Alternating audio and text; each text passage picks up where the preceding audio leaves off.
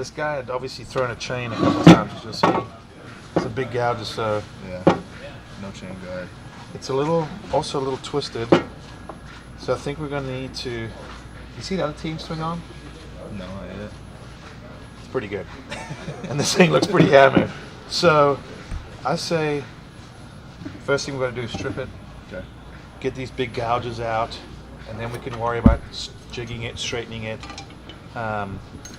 and then we'll figure out. I think maybe we just, when it's finished, clean it, clear coat it. You know, just Clear coat, no polish. keep it, or maybe a light polish. Okay. Otherwise, it might be too shiny, Yeah. and we don't want that sticking out from the rest of the pieces. Good luck. Cool.